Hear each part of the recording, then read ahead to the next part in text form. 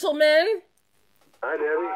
How are you? Nice to meet you. Well, it is a joy to meet both of you. I am so happy I get to talk to you about The Lost City. This is so much fun, guys. As soon as I started watching, yes, I'm thinking Romancing the Stone. And a lot of the younger generation may not be familiar with that. So it's really nice to see this new incarnation of bringing in the elements of that and some Indiana Jones flavor. And then you set this all and shoot it in the beautiful Dominican Republic. What is not to love about this film? Thank you. Thank you very much. This was a big because I saw your earlier film, Band of Robbers. And thank you for watching. This is such a huge jump for you guys. Yeah. It not just a bigger film, but on such a bigger scale.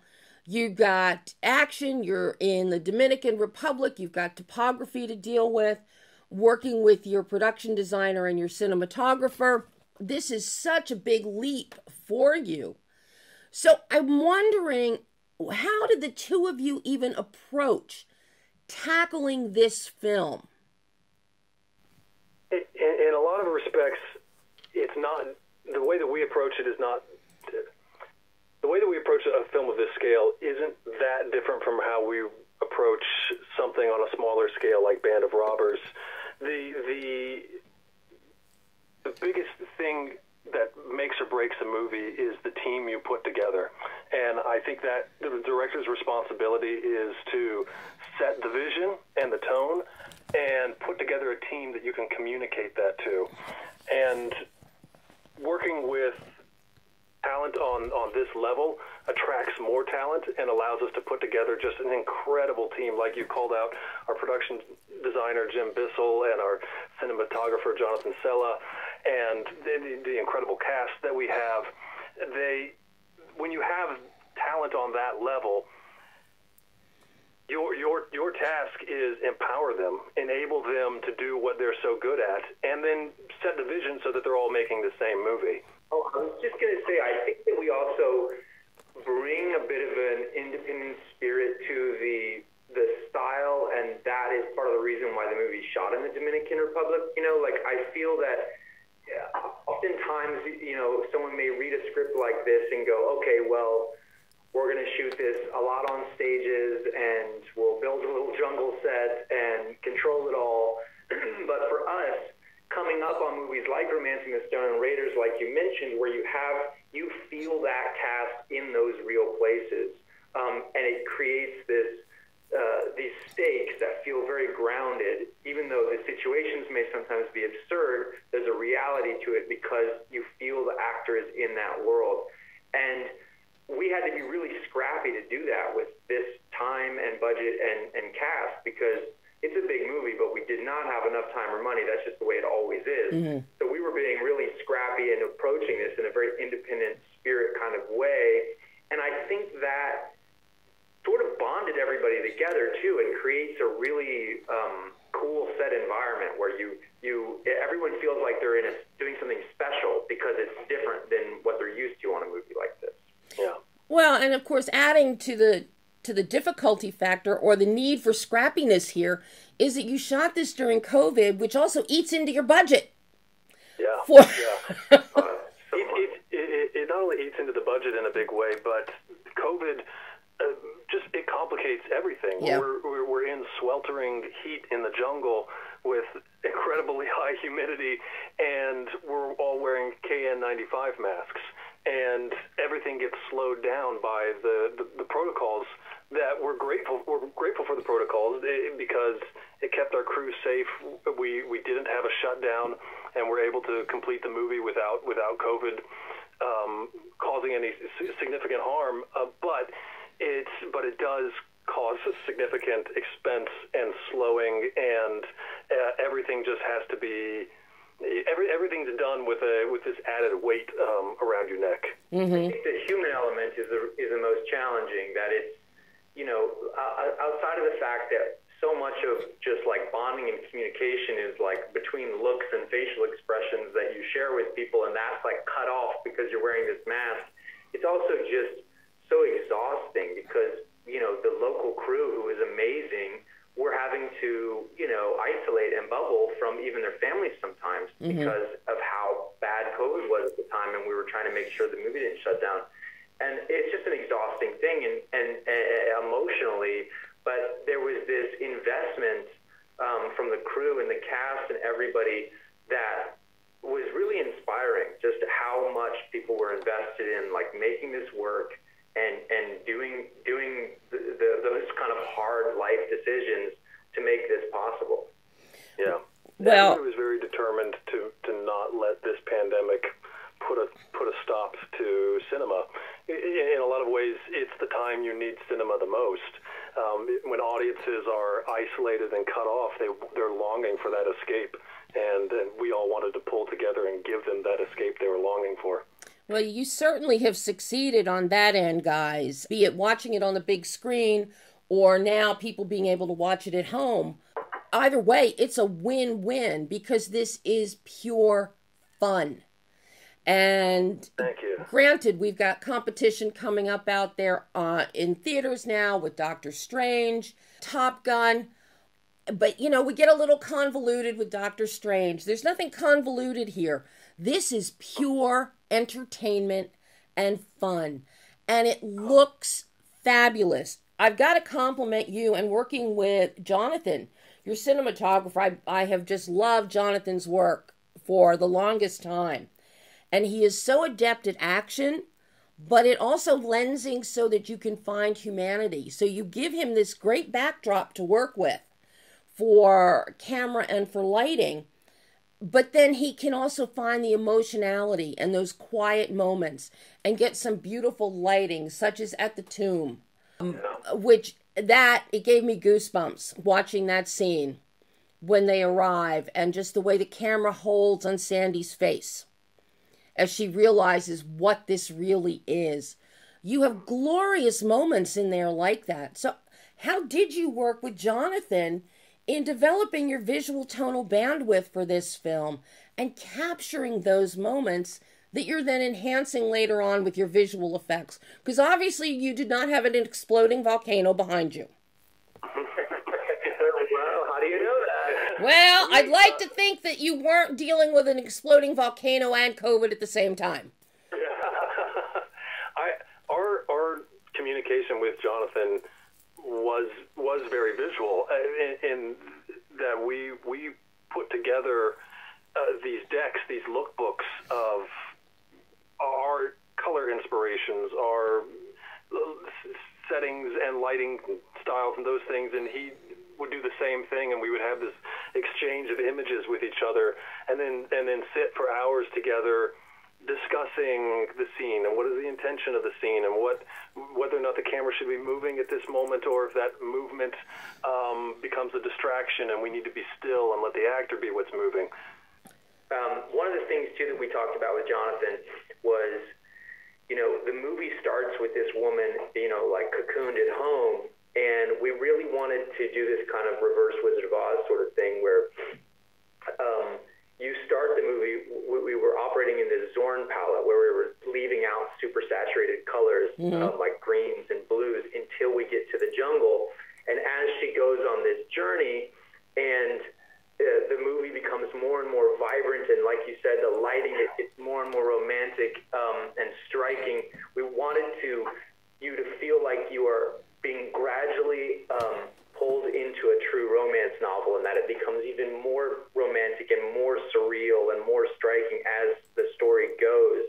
And Jonathan just, you know, brought that to fruition in such an incredible way. It was very important to us to not shoot this movie like a broad comedy. We wanted to shoot it like an adventure romance, and he just really stepped up to the plate. You definitely achieved that. It's very cinematic, guys. Very cinematic. Oh, thank you. Yeah, like right off the bat, our very first meeting with Jonathan, we said, we don't think that comedies have to look bad, and a comedy shouldn't be an excuse for not putting in the effort and time it takes to make something look really cinematic, that we can both be funny and have this epic scope and beauty too. Yeah, no, you definitely achieved that. How difficult and challenging was the editing process here? Because that balance, you found that balance between comedy and also the quiet, intimate moments that let the characters of Alan and Loretta really develop and come together while still letting Sandra and Channing play the way they normally play on film. That's not an easy line to navigate, but you did it. So I'm curious about your work with Craig Alpert and finding that balance. Craig is an incredible editor. What I love about Craig is he doesn't say no. He's just open to exploration. He just wants to explore with you and go down any rabbit trail and try anything. And so it was a lot of exploration because, as you said, finding that tonal balance was a really, it was a tightrope act because you don't want to lean too far into any direction where you stop losing the heart or it becomes too broad or, what have you. So we just explored together and, found that balance. And we're big believers also in like friends and family screenings and feedback screenings because the edit I find to be one of the most challenging times because you're looking at the movie so much that it's very helpful to get that outside perspective and you start getting sort of consensus and understanding where certain things are leaning. And we definitely near the end of the process, I feel like in the final weeks of the edit, the movie made its most tremendous gains because it's when everything starts to clarify, where those little fat moments or those things that are just no longer necessary start popping out because of all of that time and process you put into it. Mm-hmm. And you mentioned those final weeks as it's all coming together. Part of that had to be your needle drops and your score. I'm in love with your needle drops. They are fabulous.